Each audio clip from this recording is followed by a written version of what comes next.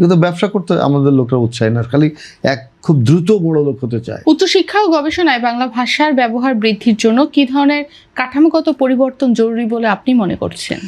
আমি তো মনে করি এটাকে আরও শৃঙ্খলাবদ্ধ করতে হবে, এটা বিজ্ঞান মনস্ক করতে হবে, এবং বৈশ্বিক গবেষণার যে রীতি, ধরেন অক্সফোর্ড প্রভৃতি বড় বড় বিশ্ববিদ্যালয়ের যে গবেষণা রীতি, তার সঙ্গে সামঞ্জস্য রেখে আমাদের গবেষণা কর্মগুলোকে সেইভাবে সিঙ্ক্রোনাইজ করতে হবে।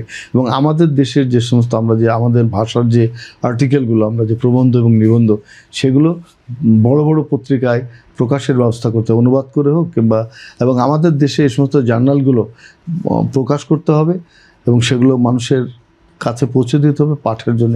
অনেক কিভাবে মানুষের কাছে পৌঁছে দেওয়া যায়? এগুলো আমাদের সবচেয়ে বড় সমস্যা। আমাদের সমস্যা আপনি অনলাইনে দিয়ে দেন, অনেক মানুষ প্রিন্ট করে নেবে। আপনি এখন মফস্বল শহরে কোনো লাইব্রেরি পাওয়া যাচ্ছে না, মানে সৃজনশীল বইয়ের কোনো লাইব্রেরি নেই, এবং পাবলিক লাইব্রেরিগুলোতে অত লোক যাচ্ছে না। এগুলোকে ধরেন একটা কফি শপ থাকলে এগুলোকে যুগের সঙ্গে মিলিয়ে এগুলোকে করতে হবে। এগুলো তো ব্যবসা করতে আমাদের লোকরা উৎসাহী না, খালি খুব দ্রুত বড় লোক হতে চায়।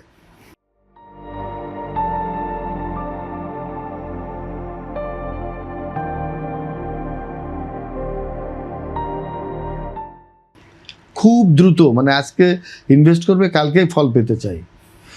তো আমি এখন একটা চিন্তা করেছি শিল্পকলা একাডেমির মাধ্যমে যে আমাদের বুক সেন্টার করতে হবে, বুক সেল সেন্টার, সেখানে বই কিনতেও পারবে, পড়তে পারবে, কফি শপ থাকবে, সিনেমা দেখতে পারবে। এইরকম একটা সিনেমা একই সাথে একদম সপ্তাহে একদিন একটা সিনেমা দেখুক, বিনা পয়সায় দেখাবো, ভালো সিনেমা দেখুক মফস্বলের ছেলেমেয়েরা, সিনেমা হল তো নাই। সুতরাং এরকম আমি একটা চিন্তা করেছি, একটা প্রকল্প করব, চিন্তাও করছি এবং সে কাজও চলছে। এই প্রকল্পটা আমি সারা এই যে 64-65টা জেলায় আমরা এগুলো প্রত্যেকটা জায়গায় একই রকমভাবে দেখতে ছেলেমেয়েরা যাবে, তরুণরা সেখানে বই নিয়ে পড়বে, বই কিনবে, কফি খাবে, শিল্পের কথাবার্তা বলবে, আড্ডা দেবে, লেখক কবি বেশ কয়েকটা আছে। সুতরাং ওখানে থাকতে হবে, আমাদের মফস্বলগুলোতে নাই বলে এখন এরা পাঠ বিমুখ হয়ে গেছে। পাবলিক লাইব্রেরিতে যায়, ওই পুরনো বই, ওই এগুলো এখন আর তরুণরা দেখতে চায় না। ওরা যখন ফেসবুকে দেখে সুন্দর সব বাজার মার্কেট, এইসব এত সুন্দর মানে গর্জিয়াস, এইগুলোর মধ্যে পচা ভাঙাচোরের মধ্যে ওরা যেতে চায় না। আমরা যদি একটু সুন্দর করে গুছিয়ে ওদেরকে ডাকি, ওরা আসবে। যেমন ঢাকায় যদি বলি বাতিঘরে, কিন্তু অনেকে যাবে, ঘুরতেও যায় অনেকে, শুধু ছবি তুলতে। আবার যেমন আমি যদি বলি মিরপুরের ঋদ্ধি ক্যাফে হয়েছে, ঋদ্ধি ক্যাফেতে মানুষ যেমন চা কফি খেতেও যায়, আড্ডা দিতেও যায়, তেমন কিন্তু বই পড়তেও যায়। প্রজন্মকে আকৃষ্ট করার জন্য তো আমাদের অবকাঠামোটাও তো সুন্দর করতে হবে। এখন ওরা কি ভাঙাচোরা জায়গায় যে বসবে এখনকার ছেলেমেয়েরা? তাহলে সেভাবে কি প্রস্তুতি নেওয়া? প্রস্তুতি সরকারকে নিতে হবে, কিছুটা ভর্তুকি দিতে হবে। আমি শিল্পকলা থেকে এটা করতে চাই, যদি আমাদের প্রকল্পটা সরকার অনুমোদন করে দেন, তাহলে সেখানে নতুন সব জায়গায় আবার পাঠাভ্যাস গড়ে উঠবে।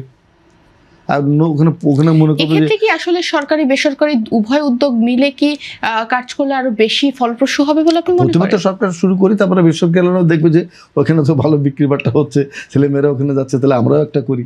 এই তোমাদের যেগুলো কিন্তু এস্টাবলিশ, সেগুলো তো সরকারি না, বেসরকারিটাই। আর মানুষ আরো দেখেছে যে এটা করতে হবে। আমরা যদি মফস্বলে এরকম একটা শুরু করতে পারি, তাহলে এই বাতিঘররা ওখানে গিয়ে একটা দোকান দিবে। আমরা আমাদের অনুষ্ঠান একদম শেষ পর্যায়ে চলে এসেছি। আপনার কাছে আমার প্রশ্ন থাকবে, ভবিষ্যৎ প্রজন্মের কাছে ভাষা আন্দোলনের চেতনা পৌঁছে দিতে সাহিত্য ও শিল্পের কি নতুন কৌশল গ্রহণ করা উচিত বলে আপনি মনে করেন? আমি মনে করি যে প্রযুক্তির যে যত মাধ্যম আছে, প্রযুক্তিগত যে মাধ্যমগুলো আছে, সেগুলোকে ব্যাপকভাবে ব্যবহার করার সুযোগ তৈরি করে দেওয়া।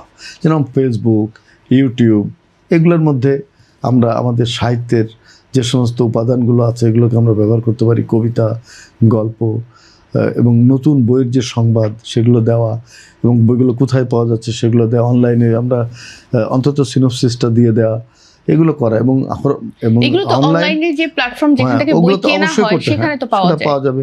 তো অফলাইনেও সেটা করতে হবে, অনলাইন অফলাইন দুটোতেই করতে হবে। এখন তো আরও ভালো হলো যে আমরা শুধু এক জায়গায় না, আগে শুধু অফলাইনে ছিল, শুধু ছাপার হরফে ছিল, এখন তো ছাপার হরফের বাইরেও আমরা পাচ্ছি। এখন তো ইবুকে আছে, কিংবা বইগুলো পাঠ করে কিন্তু ভয়েসটাও দিয়ে দেওয়া হচ্ছে এখন, যে তুমি পড়বা না, কষ্ট করে, ঠিক আছে শোনো, পৌঁছায় দিতে হবে। এটা দায়িত্ব নিতে হবে, তাই না? এই দায়িত্ব কে নিবে? এর কিছুটা এটা প্রতিষ্ঠানগুলোকে নিতে হবে। আমাদের সমাজের যারা অভিভাবক, যারা ধরেন আপনাদের এই পত্রিকা, এই যে আপনারা একটা দায়িত্ব নিয়েছেন, 21শে ফেব্রুয়ারিতে এই কথাগুলো আমরা এসে বলতে পারলাম। তো এইরকমভাবে আরও অনেক দায়িত্ব আমরা নিতে পারি। এই প্রতিষ্ঠান একটা দায়িত্ব নিতে পারে যে ঠিক আছে বই পাঠ করে করে ভালো ভালো গল্প উপন্যাস আমরা পাঠ করে ছেড়ে দিব, ভালো ভয়েস দিয়ে আমরা পাঠ ইউটিউবে তো করে আছে বা ইউটিউব ছাড়াও বিভিন্ন হ্যাঁ, অ্যাপ অলরেডি করতে পারি, বাংলাদেশে আছে, সেটা করা যায়। কিন্তু সেটাকে আসলে আরো কতটা মানুষের কাছে পৌঁছে দেওয়ার সেটা জন্য পৌঁছে দেওয়ার জন্য শিল্প একাডেমি, বাংলা আমি একাডেমি বলি, কি করতে পারে? আমরা তো ওই যে আমার 64-65 জেলায় এটা আমি করব, এখানে সিনেমা দেখাবো, তারপরে ভয়েসে কবিতা পাঠ সেগুলো আমরা ওখানে ছাড়বো, অনেক কিছু করবো, এটা করবো আস্তে আস্তে ইনশাল্লাহ।